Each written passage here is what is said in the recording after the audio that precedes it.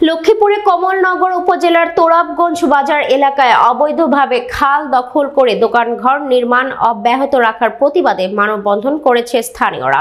রোববার সকালে তোরাবগঞ্জ মতিরহাট সড়কের তুলাতলি মুসার খালের দখল হয়ে যাওয়া অংশের সামনে এই মানববন্ধন করা হয়। মানববন্ধনে ওই এলাকার শতাধিক কৃষক ও এলাকাবাসী অংশ নেন। এ সময় প্রশাসনের নির্দেশ অমান্য ও খাল দখল করে দোকানঘর নির্মাণ অব্যাহত রাখায় তীব্র ক্ষোভ প্রকাশ করেন তারা। মানববন্ধনে বক্তব্য রাখেন কমলনগর উপজেলার নাগরিক কমিটির সদস্য সচিব মাওলানা শরীফুল ইসলাম, মানবাধিকার কর্মী অ্যাডভোকেট ফখরুল ইসলাম, বাংলাদেশ খেলাফত মজলিসের কমলনগর উপজেলার সভাপতি মাওলানা মোহাম্মদুল্লাহ, সাধারণ সম্পাদক মাওলানা ওমর ফারুক, ছাত্রনেতা মোহাম্মদ নাইম হোসেন, মাওলানা মাহফুজুর রহমান জাভেরি, বিএনপি কর্মী মোহাম্মদ শাহজাহান এবং কৃষক আবুল হাশেম, আব্দুল মতিন প্রমুখ। অভিযুক্ত দখলকারী ফারজানা আক্তার মতিরহাট বাজার এলাকার মরহুম আবি আব্দুল্লাহর মেয়ে। জানা যায় গত 2022 সালের ডিসেম্বর মাসে হঠাৎ করে তোরাবগঞ্জ পশ্চিম বাজার সংলগ্ন এলাকায় ফারজানা আক্তার খালের মধ্যখানে পিলার দিয়ে মাটি ভরাট শুরু করে।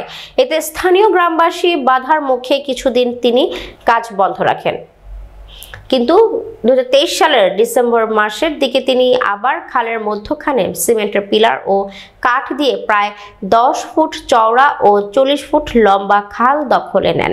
তখন স্থানীয়রা উপজেলা ভূমি অফিসকে অবগত করেন। পরবর্তীতে ভূমি সার্ভেয়ার ও তহসিলদার এসে দখলে থাকা সিমেন্ট ও কাঠের সরঞ্জামগুলো ভেঙে দখলমুক্ত করেন। এ নিয়ে 2023 সালের 22 জানুয়ারি বিভিন্ন পত্রপত্রিকায় প্রশাসন কর্তৃক দখলমুক্তকরণের সংবাদ প্রকাশিত হয়।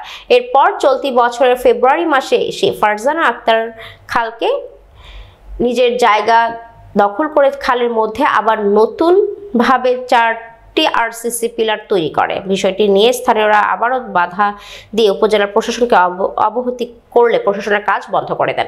এছাড়া উপজেলার ভূমি অফিস গত মার্চ মাসে স্থানীয় এলাকাবাসী ও ফারজানার উপস্থিতিতে খালের সীমানা মেপে দখলের অংশ ছেড়ে দেওয়ার নির্দেশ দেন, কিন্তু তিনি সেটাও অমান্য করে আবারও রাতের আধারে দোকানঘর নির্মাণ অব্যাহত রাখেন।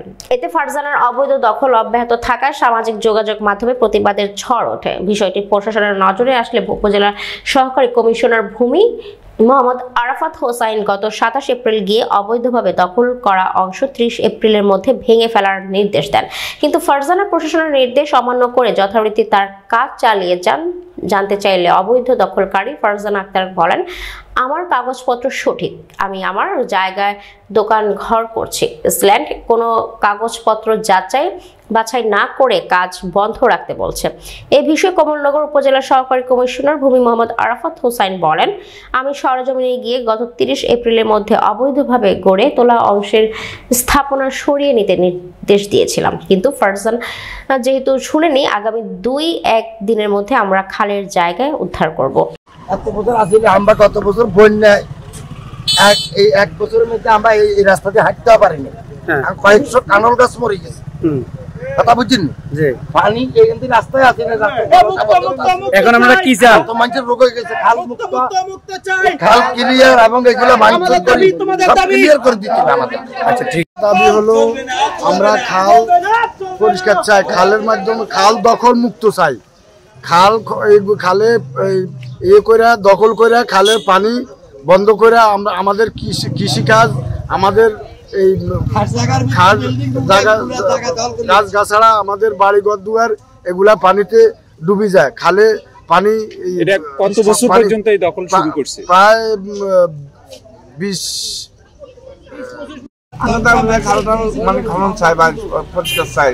ভালো যদি পানি যাইতেছে না, আমাদের বাড়িঘর ডুবে যায়, রাস্তা ডুবে যায়, আমরা বাড়ি থাকতে পারি না পানির জন্য। আমাদের বাড়িঘর ডুবে যাইতেছে, পানিতে আমরা ডুবে যাই, আমাদের কৃষি নষ্ট হয়ে যায়, বাড়িঘর নষ্ট হয়ে যাইতেছে, সবকিছু আমাদের ইয়ে হয়ে যাইতেছে।